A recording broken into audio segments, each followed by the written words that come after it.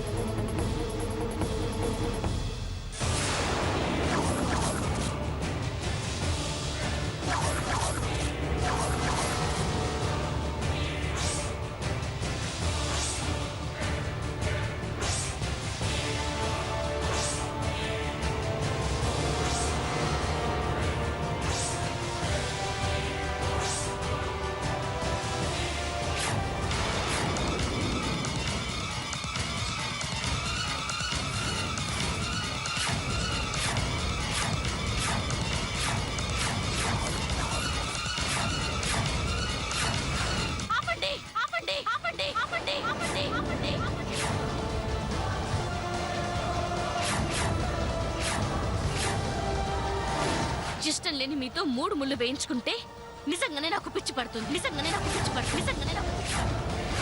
మీలాంటి వాళ్ళ ఇంట్లో కోడలుగా అడుగు పెడితే నిజంగానే నాకు మతిపోతుంది.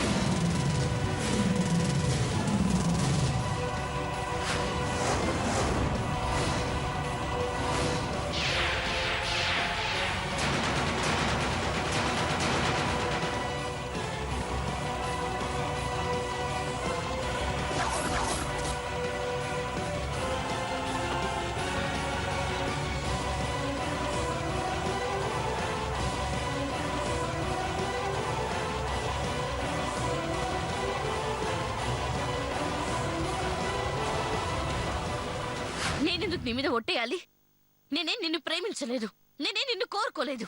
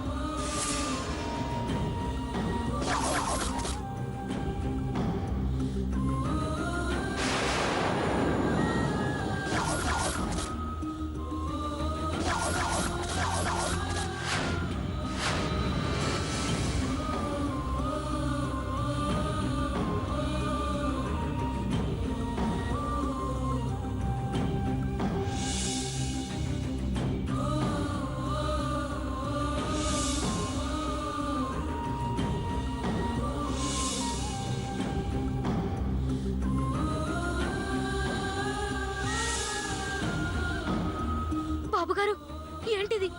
ఏం చేస్తున్నారు బాబుగారు? సంబంధం లేని మనుషుల జ్ఞాపకాలు ఒంట్లోనే కాదు, ఇంట్లో కూడా లేకుండా కాల్చి బూడిద చేస్తున్నాను.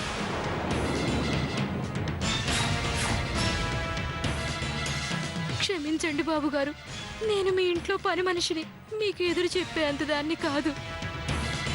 కానీ మీరు ఇలా చేయడం తప్పు బాబుగారు. తప్ప? ఏంటి తప్పు? ఏం తెలుసని తప్పని మాట్లాడుతున్నావు? అమ్మాయి గురించి తెలుసు బాబు. మీరంటే ఎంత ప్రేమో తెలుసు. అమ్మాయి గారు చాలా మంచివారు బాబు గారు. మంచిదా అని నువ్వు సర్టిఫికెట్ ఇస్తే నేను తీసుకోవాలా? మంచిదే అయితే తనకు మనసు అనేదే ఉంటే నన్ను ఈ స్థితికి తీసుకొస్తుందా? నన్ను ఇలా పిచ్చివాణ్ణి చేస్తుందా?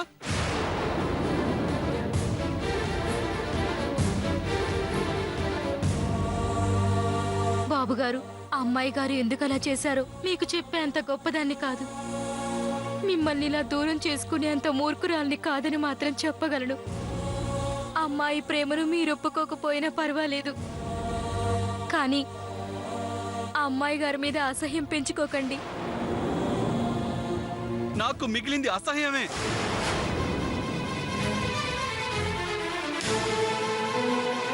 ప్రేమను సమాధి చేసిన ఆ మనిషి వల్ల ఆడదంటేనే అసహ్యం పుడుతోంది. ఎందుకంటే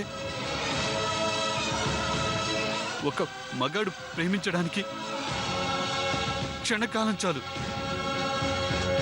కానీ మర్చిపోవడానికి జీవితకాలం కావాలి. ఒక మగాడు ప్రేమించడానికి క్షణకాలం చాలు, కానీ మర్చిపోవడానికి జీవితకాలం కావాలి. అదే ఆడది ప్రేమించడానికి సంవత్సరాలు పడుతుంది, కానీ క్షణకాలంలో మర్చిపోతుంది. అది అది ఆడదని గొప్పదనం.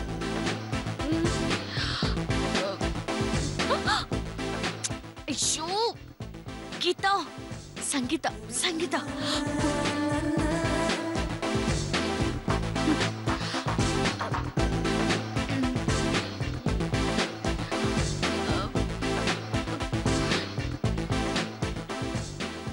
బాబుగారు, ఓ,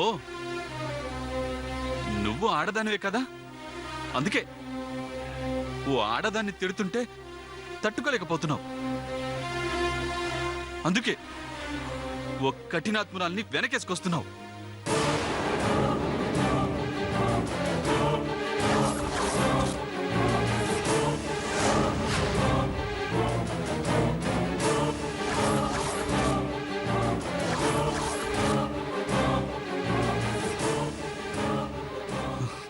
మళ్ళీ ఎందుకొచ్చావు? సిద్ధు గారు, నేను చెప్పేది వినండి. నేను ఎవరేం చెప్పినా వినే స్థితిలో లేను. ముఖ్యంగా నువ్వేం చెప్పినా వినను. నిన్ను కన్నెత్తి చూడను. వెళ్ళిపోయి ఇక్కడి నుంచి. అది కాదు సిద్ధు గారు, జరిగిందేంటో మీకు తెలియాలి. మీరిప్పటికైనా కాస్త నిదానంగా ఆలోచించాలి. ఏయ్! ఆలోచించటం ఎప్పుడో దాటిపోయింది. మగవాడికి కావాల్సింది ఒకే మనసు, ఒకే మాట, ఒకే వ్యక్తిత్వం ఉన్న ఆడది. నీలా రెండు నాలుకలు, రెండు మనసులు ఉన్న ఆడది కాదు. నీ గొంతు వింటుంటేనే రక్తం మరిగిపోతోంది. వెళ్ళిపో. సిద్ధు గారు, ప్లీజ్ ఆవేశపడకండి. నేను చెప్పేది వినండి. Shut up! నీ నీడ నా నీడని తాకిన భరించలేను. పో, పో ఇక్కడి నుంచి.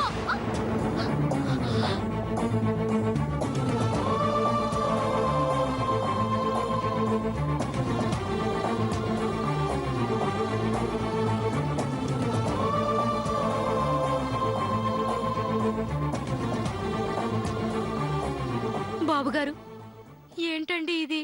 ఏయ్! నువ్వు పని మనిషివి. మనీ తీసుకుని పని చేయాల్సింది పోయి చనువుతో పగాళ్ళని సపోర్ట్ చేస్తున్నావు.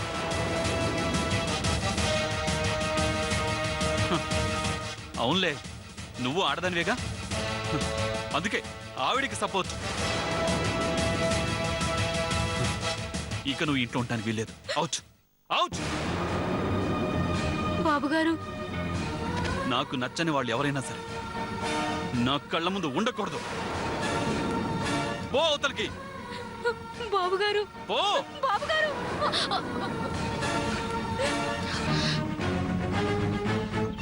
చూడు, ఇంకొక్కసారి ఈ ఛాయల్లో కనిపించినా, నాతో మాట్లాడాలని ప్రయత్నించినా మర్యాదగా ఉండదు. అమ్మాయి గారు కొద్ది రోజులుగా ఇదే తంతు. అయ్యగారు అమ్మగారు అసలు వెళ్ళరన్నా కూడా వాళ్ళ అమ్మగారికి ఏదో ఫోన్ వస్తే అయ్యగారిని కూడా ఈయనే దగ్గరుండి అమెరికాకు పంపించారు. వాళ్ళున్నన్నాళ్ళు కాస్త బాగానే ఉన్నారు.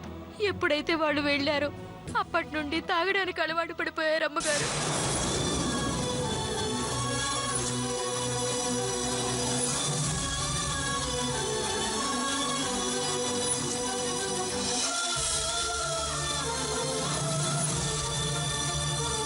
మీరంటే ఎక్కడలేని యావగింపు పెంచుకున్నారు.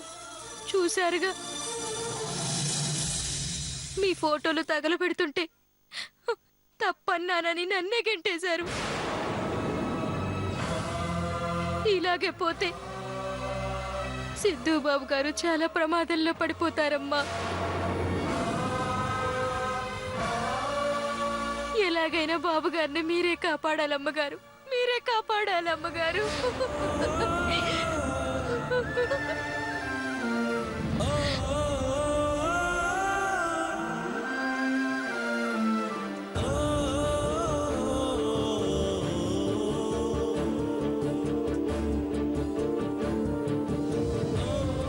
ఎలాగైనా సరే సిద్ధుని ఈ పరిస్థితి నుండి బయటికి తీసుకురావాలి. ఏదో ఒకటి చేసి అక్క మీద సిద్ధుకున్న అసహ్యాన్ని పోగొట్టాలి. లేదంటే అక్కకి తీర నష్టం జరుగుతుంది.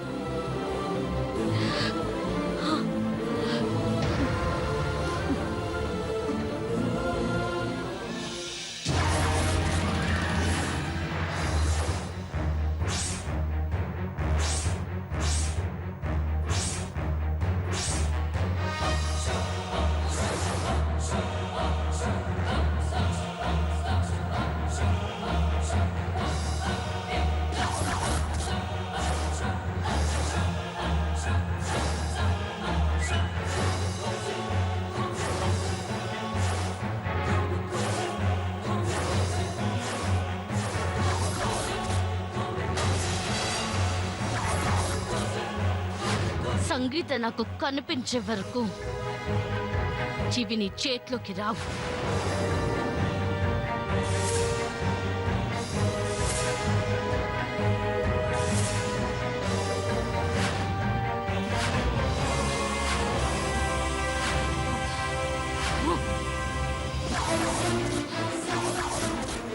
అమ్మ సింధూరా,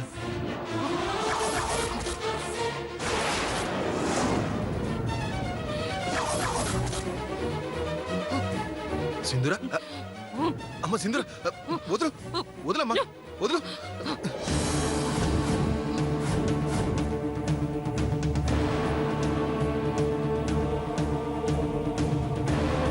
ఏంటమ్మా ఈ పిచ్చి పని? నేను ముష్టి పడేస్తే తండ్రిని కాపాడుకుందది. నేను దయ తెలిస్తే బతికి బట్ట కడుతున్న లేకిదది. నన్ను నన్ను అడిస్తుంది మావయ్య. వాన పాములా వచ్చి తాచు పాములా బుస కొడుతుంది. అదేనమ్మా లోకం పోకడా. సాయం పొందే వరకు సలాం కొడతారు, సాయం పొందాక సవాల్ చేస్తారు. దానికి తిక్క కాస్త ఎక్కువ కదమ్మా, అందుకే తోక జాడిస్తుంది. అది నోరు జారితే తట్టుకుంటాను, చెయ్యి జారినా ఆస్తి కోసం భరిస్తాను. కానీ నా ఆస్తి కాగితాలు నొక్కేసి నన్ను కీడు బొమ్మని చేస్తుంది. ఇంకా నాకు ఓపిక లేదు మావయ్య, ఓపిక లేదు. దాన్ని చంపేస్తాను. అమ్మ సింధూరా, మళ్ళీ మళ్ళీ అదే తప్పు చేస్తానంటావేంటమ్మా? ఒక్క చావు వలన ఈ ఆస్తిని చేతిలోకి వస్తుంది అంటే ఎన్ని మర్డర్లైనా చేద్దాం, తప్పులేదు. కానీ అలా జరుగుతుందో చెప్పు? చూడమ్మా, రాయి కింద ఇరుక్కున్న చెయ్యి దాంది కాదు, మనది. అది కిరాయి మనిషి, పైగా పరాయి మనిషి. దానికి పోయేదే ఉంది చెప్పు. ఆ? అలాగని దాని ముందు నేను తల వంచాలా? అది చెప్పినట్టు నేను తోకాడించాలా?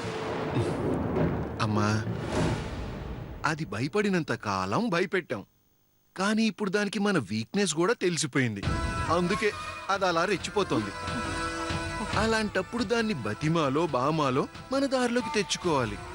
మరో మార్గం లేదమ్మా. ఇప్పుడు మనం ఉన్న పరిస్థితుల్లో తోక ఆడించడం తప్ప జోడించడం కుదరదు. కానీ ఇప్పుడు దానికి మన వీక్నెస్ కూడా తెలిసిపోయింది. అందుకే అది అలా రెచ్చిపోతోంది. అలాంటప్పుడు దాన్ని బతిమాలో బామాలో మన దారిలోకి తెచ్చుకోవాలి. మరో మార్గం లేదమ్మా. ఇప్పుడు మనం ఉన్న పరిస్థితుల్లో తోక ఆడించడం తప్ప జోడించడం కుదరదు. మావయ్య అదేముంటుందో తెలుసా? ఏమన్నా అది చెప్పినట్టు వినాలి. అవసరం మనది. అది సంగీత నేనే తీసుకురావాలట. అప్పుడే మనం అనుకున్నట్టు చేస్తుందట. అసలు ఎక్కడి నుంచి తీసుకురాను? దాన్ని ఎక్కడుందని తీసుకురావాలి? ఇప్పుడు మనం ఆలోచించాల్సింది సంగీత గురించి కాదు, దాని దగ్గరున్న డాక్యుమెంట్స్ గురించి. ఎలా? అది కాగితాలు బొడ్లో దొప్పుకొని తిరుగుతుంది. ఎలా దొరుకుతాయి? మనసుంటే మార్గం ఉండదా? ఈ మావయ్య ఎందుకున్నాడమ్మా? రేపటికల్లా ఆ పేపర్స్ నీ చేతిలో ఉంటాయి. నన్ను నమ్ము.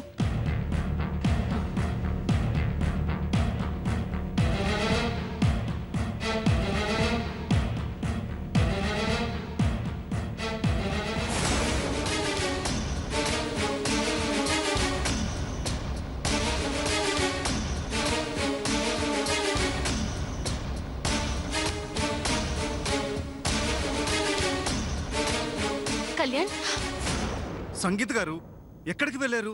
మీరు కనిపించలేదని ఎంత కంగారు పడ్డాను తెలుసా? కళ్యాణ్, నేను సంగీతని కాదు, గీతని. గీతానా? మీ ఇద్దరిని పోల్చుకోలేక ఎంత కన్ఫ్యూజ్ అవుతున్నాను తెలుసా? అది సరే, ఉన్న పలంగా రమ్మని ఫోన్ చేశావు. అక్క గురించి ఏదో చెప్తానన్నా.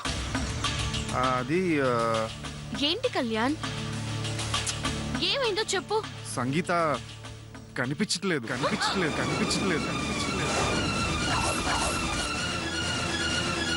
ఏంటి? అక్క కనిపించట్లేదా? ఏమంటున్నావు కళ్యాణ్? అవును, ఉదయం నేను లేచేసరికి ఇంట్లో లేదు. ఎక్కడికి వెళ్ళింది కూడా తెలియట్లేదు. ఎంత పని చేసావు కళ్యాణ్. అయ్యో, భగవంతుడా, ఇప్పుడెలా? నేను చెప్పిన మాటలు విని నన్ను నమ్మింది. ఇంకెక్కడికి వెళ్ళదనుకున్నాను, కానీ ఇంతలోనే నేను చేసిన తప్పుని ఎలా సరిదిద్దుకోవాలని ఆలోచిస్తుంటే ఇలా చేసావేంటి కళ్యాణ్? అంత నిర్లక్ష్యంగా ఉంటే ఎలా? గీత, సంగీత్కి ఏం కాదు. లేదు కళ్యాణ్, నీకు తెలీదు. అక్క కానీ సింధుల కంటపడితే తనని బతకనివ్వదు. అక్కకి ఏ ప్రమాదం జరగకూడదని నీ దగ్గర ఉంచాను, కానీ ఇప్పుడు ఇలా. ఛీ!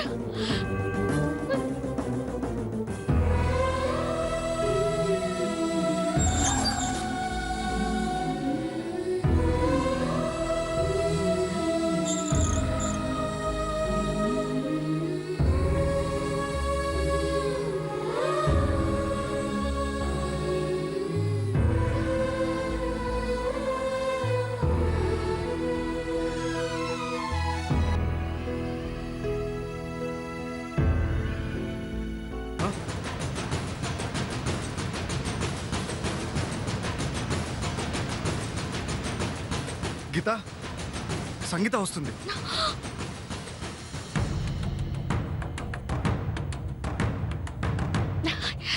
కళ్యాణ్, అక్క నన్ను ఇక్కడ చూసిందంటే ఒక్క క్షణం కూడా ఇక్కడ ఉండదు. నేను వెళ్ళి దాక్కుంటాను. అక్క ఎక్కడికి వెళ్ళిందో కనుక్కో. ఆ.